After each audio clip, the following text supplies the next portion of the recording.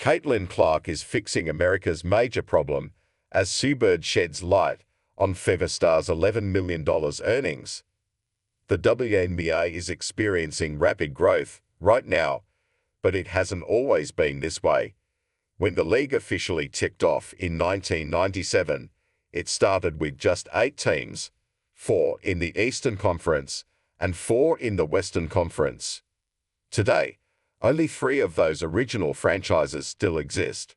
Recognizing the challenges of having a women's league in the US, Sue Bird, a key player in the league's journey, has some insightful thoughts to share. In the latest edition of the A Touch More with Sue Bird and Megan Rapinoe podcast released on December 10, the former Seattle Storm player teamed up with her wife to dive into a few topics surrounding the WNBA. I look at this from a league perspective, and I think the biggest challenge for women's sports in our country has been finding a league that can really take off, she mentioned.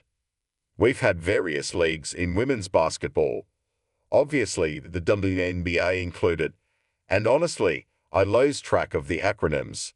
There have just been so many leagues. Caitlin Clark. The 22-year-old Iowa native made waves when she joined the Indiana Fever as the No. 1 overall pick, injecting new energy into the league. From the beginning, Clark's dominance both on and off the court has been evident. Just a few months into the season, arenas were filling up to 94%, a clear sign of the league's growing popularity. You might wonder how she's driving this growth. Well, she's responsible for a staggering 26% of the WNBA's economic activity. Unfortunately, though, most of her income has come from off-court endorsements. But that certainly doesn't dim Clark's influence, which is something even Bird heavily agreed with. For a league to be successful, have longevity, and now to see for a player in a league to be able to garner money off the court in this way, some of it is just because it's Caitlin Clark. Like, you can't remove that from the equation. She's also a little bit of a catalyst because now that you're seeing brands invest in her, they know that she's going to be seen in the WNBA. And so those brands are now also going to invest in the WNBA. It's going to just break the door open for all this investment to come in. And that's ultimately how the league will grow. We've already got the media deal. However the CBA negotiation ends up, odds are salaries go up, and that ultimately is what we all want. Because when the league is successful in our country, that to me is when we've really broken through in a different way, Bird concluded. Having said that, last week, Clark debuted on Sportico's world's highest paid female athletes at No. 10 with a massive $11.1 million annual payday. You'd be surprised to know that in that figure, a staggering $11 million came from endorsements alone. She has deals with Nike, State Farm, Gatorade, Panini, Wilson, Hy-Vee, Xfinity, Cambridge and Lilly. Her WNBA rookie base salary, $76,535, and bonus add up to be a measly $100,000. This comes amid the Indiana Fever rookie being named as TIME Magazine's 2024 Athlete of the Year, an achievement that will certainly bolster hype conversations manifold.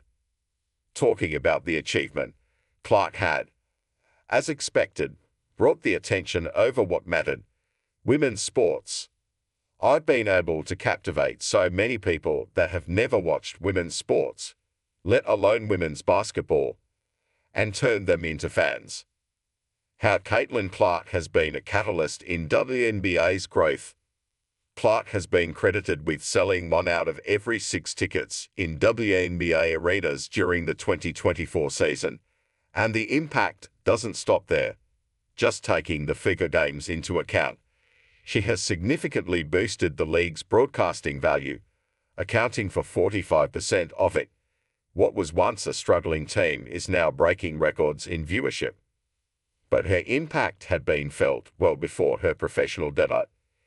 Case in point, as per reports, Her college championship game between Iowa and South Carolina on April 7 this year averaged 18.9 million viewers and peaked at 24.1 million, becoming the second most watched women's sporting event outside the Olympic Games in the history of US television. That's a 90% increase from the 2023 title game and a 289% increase from 2022.